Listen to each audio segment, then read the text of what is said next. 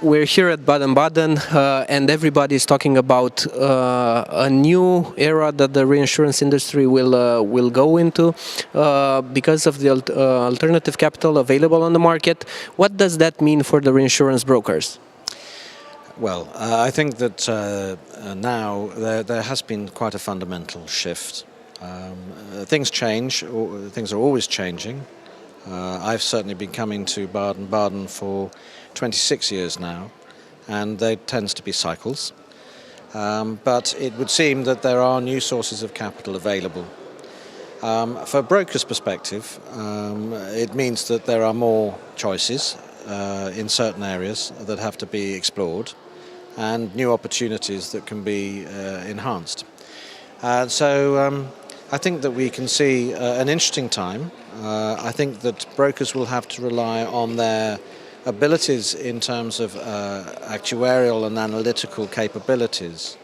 And although there will be more opportunities, I think those opportunities will really make themselves available only to those brokers that really show themselves to be adding value in the process of intermediation.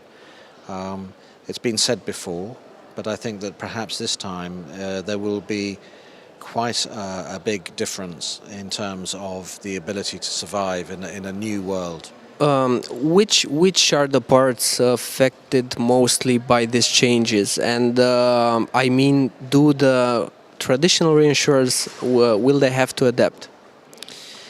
Well, I think that the alternative capital tends to be focused at this stage mostly on the very developed parts of the world, and very often on the catastrophe exposures. That may change, but what it does mean is that there is more pressure on the placements, which means that perhaps the more traditional reinsurers will have to be looking elsewhere to make up a reduction in their premium occasioned by the new entrants into the market. And by those new segments, you mean which lines of business? One of the topics was also cyber insurance.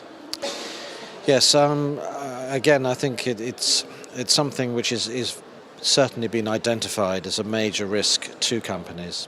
And in an environment where new sources of business are needed to make up for perhaps decreasing premiums elsewhere, there's been a lot of attention on this issue.